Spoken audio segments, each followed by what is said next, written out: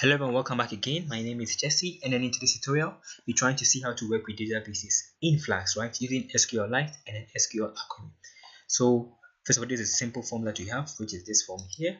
So basic form with an input type of the name, username, right? It is very important.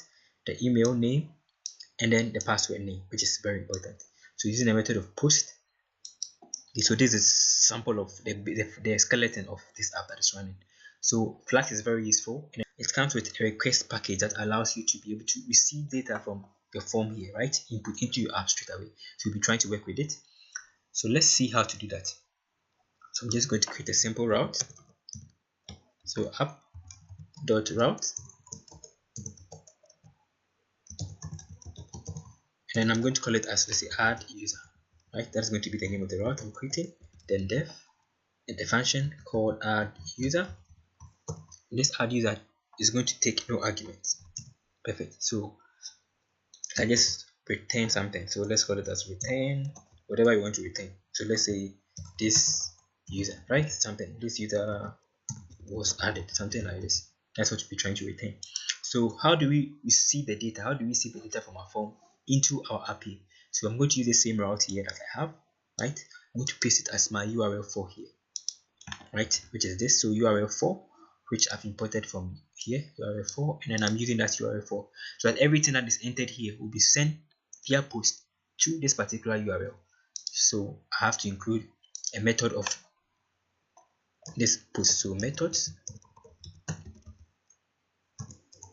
which is going to be a get. Let's use a get and a post. Right, you can only use a post, but it's still going to be post. Perfect. So now that is the most important thing. So we will need to receive the data. So it's going to be if request, right, dot method, can spell dot method is equal to the post, right? If there is a post, if the request is equal to post, which is coming from this place here, this particular post here. If that is the case, then do this then. So we have the username. So username is going to be our request dot form, because we are receiving it from a form. Then we're going to supply the name here. So we're going to be user name. So this username is coming from here, this particular username here, right? So that is it here. So I'll repeat it for the next one. It's going to be for our username, our email, and then our password. So this is going to be for our password or our email, right? Email, and then this is going to be for our password. Right? Perfect. So now you're able to receive whatever thing that is coming from here. Perfect. So since you have been able to receive it, now let's see how to log these things out to our form. So I'm going to add it. Quite simple to add. Just add it like this. So username, right? Something like this. So if I save it like this, and let's save it and then run it, okay, Jesse, which I'll be using, and I'm going to submit it. So that this user was added, Jesse, right? Which is this thing that is coming here. So I can even make it better. Save it, run it, and it's working perfectly, right? So that means that it's able to accept or receive that data. It's able to receive that particular data from here. So let's call it as a name like David, and I submit it. It's able to receive the data. So David is showing here. Perfect. So that means that it's able to receive the data. Now, how do we add this particular data to our database? So you need another package, which is going to be Flask SQLAlchemy. So you can just install it with this command here. So pip install Flask SQLAlchemy. It's going to be pip install Flask SQLAlchemy, right? To install it if you don't have it. Okay, I've already have it, so we just go straight away. Then from there, you're going to go with from Flask SQLAlchemy. I don't know how to spell alchemy, so we don't need it again. From SQLAlchemy, import SQLAlchemy, right? That is what we need. And we need to initialize, we need to pass this one around our app. So it's going to be, we need to configure it to where the database is going to be, and then to around the app. So it's going to be app.config, then SQLAlchemy SQLAlchemy database URI, right? That is where it is, the location. So where is this location going to be? So I'm going to create it as SQLite, using SQLite like the previous one. Then 3 bars or 4 bars, and if you are in Windows, or if you are in Windows it's 4 bars, if you are in Linux 3 bars. So static, whatever we're going to put it, so it can be anywhere. So let's create a folder called static.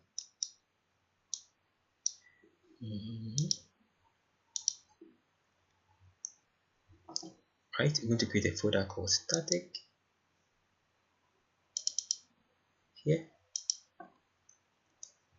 static. Then inside our static we're going to create another one called databases, right? Databases. Perfect. So that's all we need to create. Perfect. So we have created it. So we're going to move to that particular. So static slash databases slash our particular data. So users data.db, right? So which is corresponding to this databases here. So it was databases. Perfect. Now we have saved it. Now that is all. So now we have to create this particular database here. So there's nothing here. So I'm just going to create so SQLite 3 or SQLite 10 users data.db. I don't have, it's supposed to be SQLite 3, right? Perfect. So it's already installed it perfectly here, right? So if I check it, there's no tables there. No tables, there's nothing there. So we don't have any table. Perfect. And let's go back to it. So since we don't have any table, this SQLite 3, because that's what you're using here, we will need to pass this SQL so that our app can see it. So to pass it around, it's going to be db SQLAlchemy coming from here. Then I'm going to pass it around our app. Still, right? Get that. So we have been able to include our database to it. We have to connect to it. Now, how do we collect this data? So we have to first of all create a class or a method. So let's call it as let's create a class, right? A class model. So it's going to be a class, normal Python class of user, then db.model. That's all we need to do. And since it's a class, the class is going to take username, email, and password. So you're going to create one for it. You're going to create a unique ID for it. So db.column for the column, and then db.integer, because the column must always be an integer, not a float. And then we're going to set as our primary key, right? Primary key is going to be true.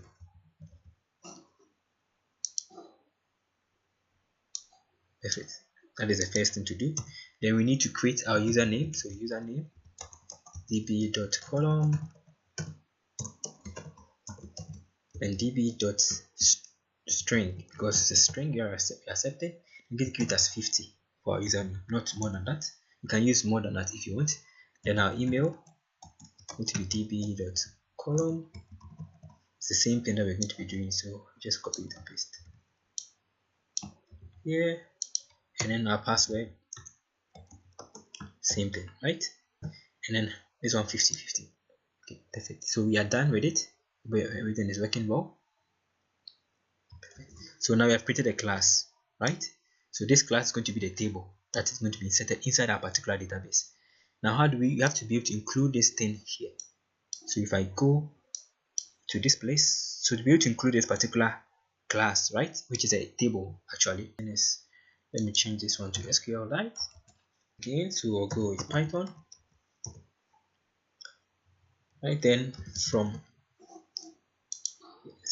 app import db, right? So the db is coming from here, from our app here, right? As we have to create it, then we go with db.create all.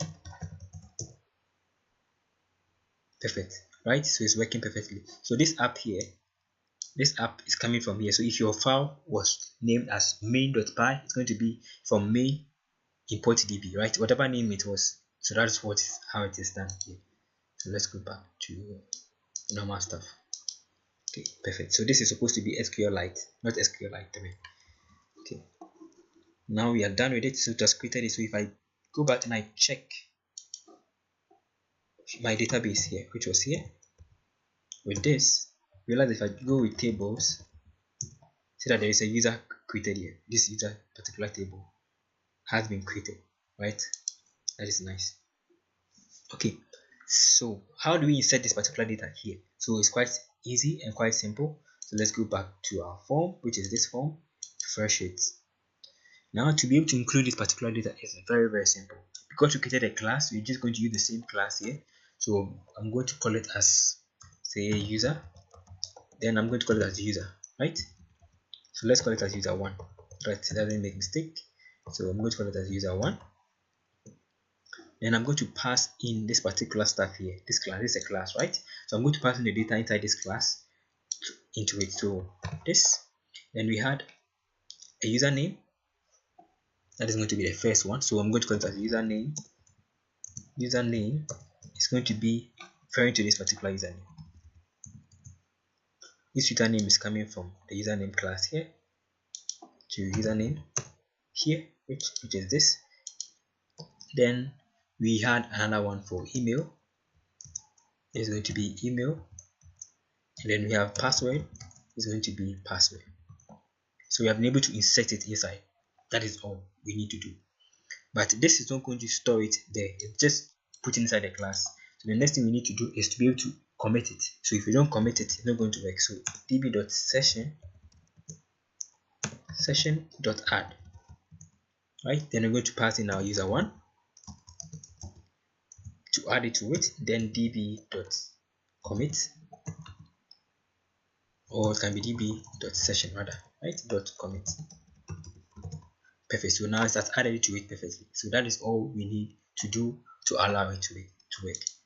So let's give it a simple stuff. Perfect. So it's working. So if you save it, now it's going to work perfectly. So now let's check and see. Run it. No error. I'm going to give it a name like maybe Obama, right? Obama. Then the email is obama@obama.com, obama.com. And then the password is going to be Obama. I don't know how to spell Obama. Let's say 1 2 3 4 5. So if I submit it, perfect. So this user was added, Obama. Perfect. So if you go back to our database here, our database that we had here for our tables, then if you check again, tables, right, you have a user. And if I go with a normal SQL stuff, so from select star, right, from this our user. So that is the data that we entered here. The Obama has been inserted into it. So that is how to use Flask SQLite, SQLite 3, and then request to be able to receive your data from a form, right? So that is the basic idea. So the most important thing is in the request. So the request is going to be used to receive your data from this place, from our form, right? All those things that is in our form. The most important thing is the name here. So we're going to repeat this name here inside our request here, right?